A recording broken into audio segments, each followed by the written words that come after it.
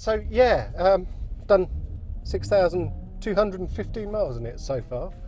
What's really concerning, I just noticed when I started the engine, it says this many miles left until oil service.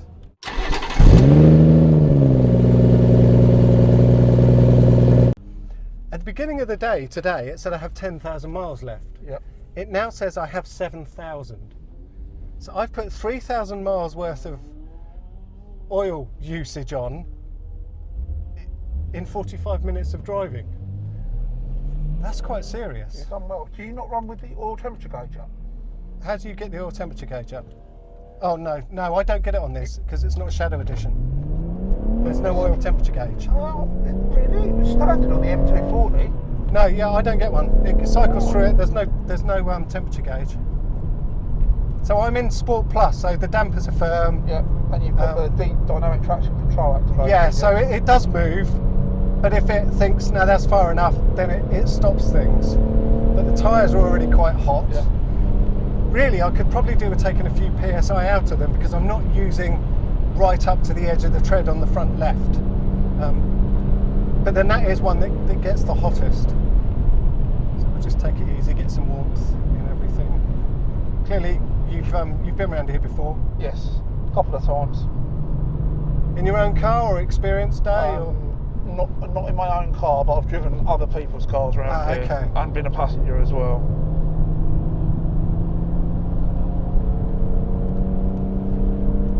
So you're well up to speed with the Goodwood circuit, as it's your home circuit, effectively. I've been here more times than I care to mention.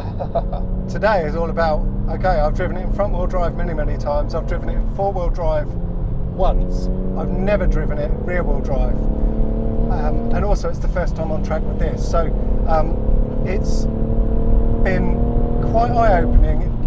I kind of took for granted how little I needed to really worry about my entry in the Focus RS because you always had the traction and the four-wheel drive system helped turn the car. Yeah. This is really sensitive to how you set it up and get it in, and if you don't get it in right, it's just all a bit messy. Like I say, this is meant to be firm suspension mode. This feels so comfortable. It doesn't feel right. And it's like when you said it feels looser. You can feel the length in the corners. How are the brakes holding up? The pads and discs have a certain ability, which is greater than the link between my feet and the pistons, if you know what I mean. So the pedal feel goes before the pads stop biting. Oh, interesting. And the pedal feel isn't that nice. So kind of here, this is a big stop. Yeah. The corner before it, I can take flat in this, I've discovered that. But if I do,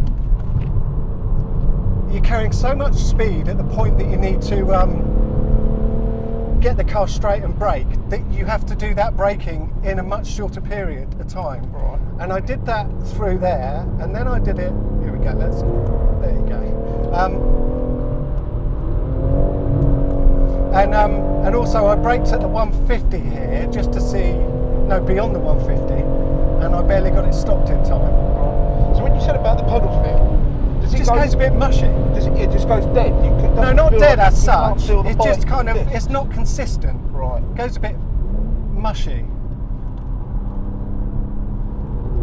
And here, I don't really have a front end anymore. Right. You know, I'm doing all that. It's not really I was soaring at the wheel then. But it feels like it's rolling onto the sidewall of the tyre a little bit, But it's not, because if you look at the tyres, they're all wearing nicely up to the shoulder. So I'm not rolling over the tyres. This is just how the car is set up. It's quite soft.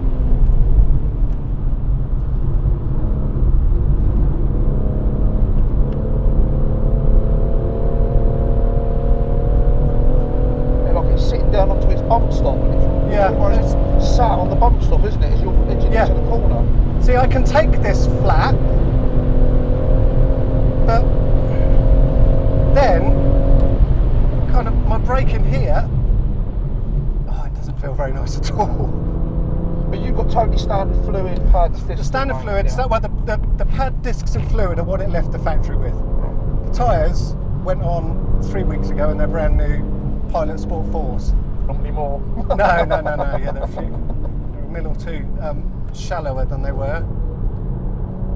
Let's go. Whee! Yay! I always love it. It's the same as front-wheel drive understeer. The rear wheels lose grip and they slide. Yeah. But it's just so much more enjoyable. Yeah. And also it's nice.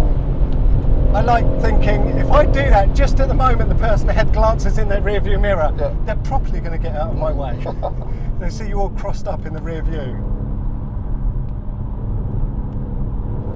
Now I know one of my best experiences at a track day was when I went to Brands 1 December and it was absolutely soaking wet. I learned so much about my car one of my day. best days was coming here in my 172 Cup on track tyres. So it was an exercise in throttle control and I learned so much that day. You can experience the limits of the car, can't you? At lower speeds, that gives you the confidence then when you're back in the right.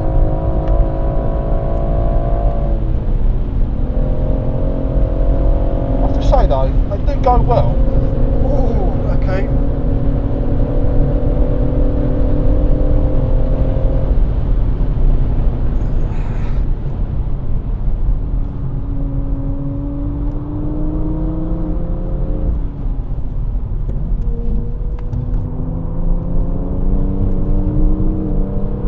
Turn in then on the brakes, or would you just come off as you No, I messed up. I kind of went for a gear and I was already in it.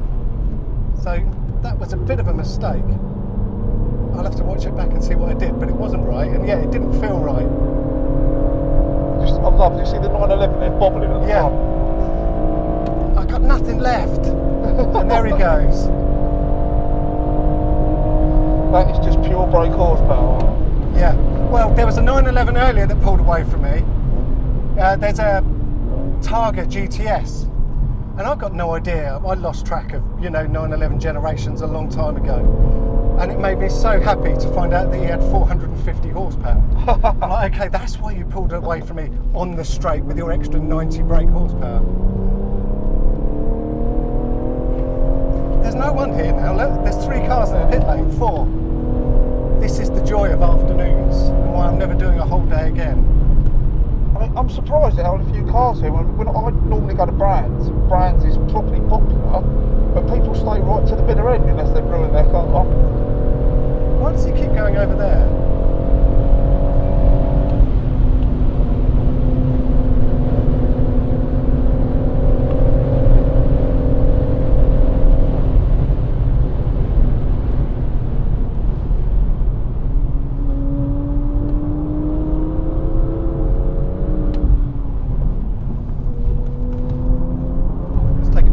Hey! I got told off for being over exuberant last time I started taking curb. They pulled me in. I did that with Tom Chilton at Brands Hatch. He was giving me some coaching. Oh really? It was in my Golf. He goes, go on, ride the curb. I rode it that hard. I flicked it onto 2 wheels. Oh, nice. He was cool as a cucumber, and I was a little bit like, sorry about that. He was like, don't worry about it. Yeah, I bet. He'd never met me before. He jumped in the passenger seat and spent 20 minutes with me around the track. Oh, that's good going. Which is pretty brave. Don't know what happened with my gear changes then. I don't know what I was doing. How do you find the ABS? Because it doesn't feel like it's that intrusive at the moment. I'm not even sure I've got it kicking in, if I'm honest.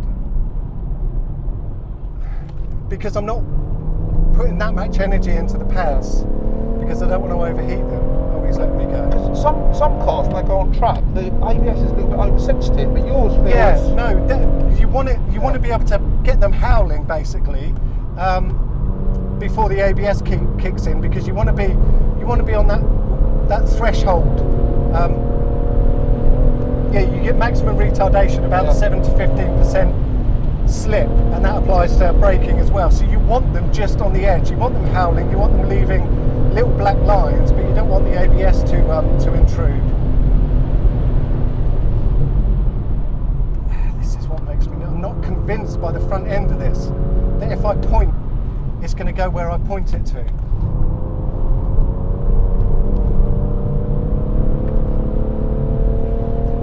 But I'm surprised surprised I'm not feeling. I thought, you know, I've got a locking diff, a BMW M Performance locking diff in the back of in my shed. Yeah. And I'm going to have that fitted in a few weeks, and then I've got another afternoon booked in May. I thought I'd really feel a compromise on track for not having that locking rear diff. But you know what? If someone had told me I had a locking rear diff, I'd probably believe them. To be honest though, with DTC, the software acts like a diff. No, I know it breaks the inside wheel to divert some of the torque to the As outside. it's dry, you've got such grip. If it was wet, I think you'd really notice the difference. I have a lot of traction anyway in the wet, in second gear, in a straight line. I can accelerate up to the red line and it doesn't break traction at all.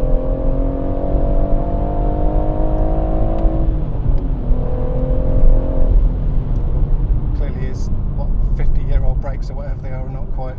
Yeah, I was going to say that is a bit of a catcher, isn't it? I was at Brands once, it was an August summer evening, it was packed. McLaren MP412C thunders past me, come up to Paddock Hill Bend. And he braked so early and he braked so hard, I just about stopped my Golf from going. I know, yeah. I wasn't going to brake for another 50 yards. Yeah. See here, I'm not convinced of the front end to be able to come in and not go anywhere near all those pine needles and what else is littering the outside there. I can imagine that's like marbles.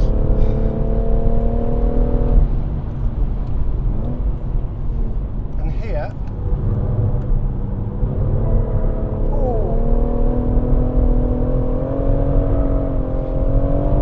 see, that's where I think if I actually had. Actually, let's turn it off.